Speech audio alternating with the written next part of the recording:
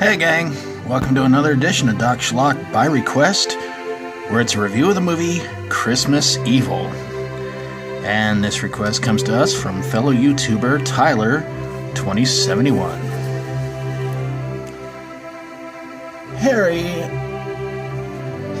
works at a toy factory, and for some reason, behind closed doors, he believes he's Santa Claus. So he keeps track of how all the little boys and girls are doing around the neighborhood by writing down on a list or in a book of kids that are naughty and kids that are nice. Now, Harry's a nice guy and seems like the kind of guy who would give you the shirt off his back, although I hope that didn't really happen. In fact, I don't think it happened in the movie, so that's a good thing. Unfortunately, a lot of people who know him kind of think that he's just a pushover. In fact, at one point, a co-worker named Frank called into work saying he was sick, and Harry sees him at a bar later on that night, enjoying a few beers and having fun.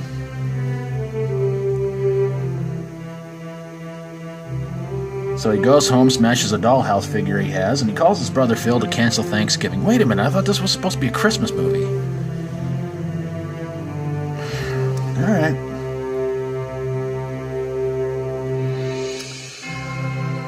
So he finds out at a Christmas party, now we're talking, that a bunch of toys are going to be donated to a local hospital for sick kids, but I think that was all just a ploy. Harry goes home, has a complete meltdown, and decides that he is now officially Santa Claus. And, well, you can probably guess the rest of it.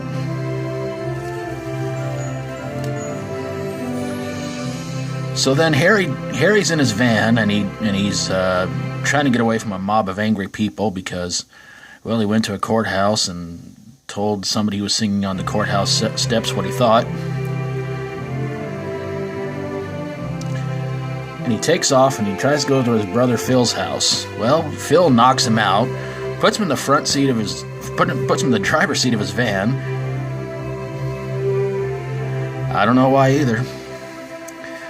And Harry wakes up and tries to drive away with the mob following right behind him. Harry, with no other option, decides to drive off the bridge. And I kid you not, the van floats into the sky towards the moon. And the last thing you hear is a voiceover reading the final line of The Night Before Christmas. Yes, Virginia, this movie was stupid. So why did this movie suck? You know, I'll say this much. It's a slasher movie. I was actually right along with Harry until, you know, I mean, there were some parts that I just kind of thought, you know, like, oh man, poor guy. He just gets so much stuff thrown at him, and everybody just does so many terrible things to the guy. But when he's writing a list of children he thinks are naughty and nice for the year, to me it was like, okay, creepy. And that ending, that has to go on one of the top 10 stupidest endings to any movie, really. Not just a horror movie, but to any movie. I mean, he's trying to get away from a mob. He drives his van off a bridge, and it flies?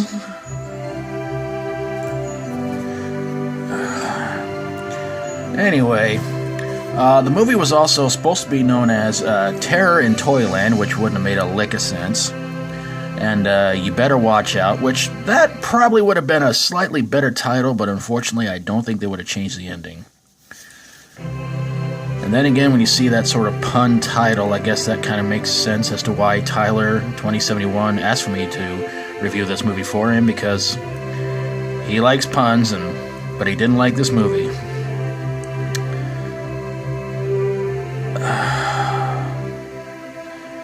This movie is really, really bad, gang, and I think trauma had something to do with it. I'm not 100% sure, but if I were them, I would stay away from Christmas movies from now on. But there you guys have it, a review of Christmas Evil. Special thanks to Tyler2071 for his request, and please go check out his channel and check out some of his videos and hit that subscribe button on his channel. And hey, if you like my videos, always feel free to subscribe. If you got a horror, sci-fi horror, comedy horror, or fantasy horror movie that hopefully took place around a different holiday, but nobody really noticed the holiday, send it my way and I'll get on it ASAP. Thank you guys so very, very much for watching, and until next time, as always, stay strong and rock on.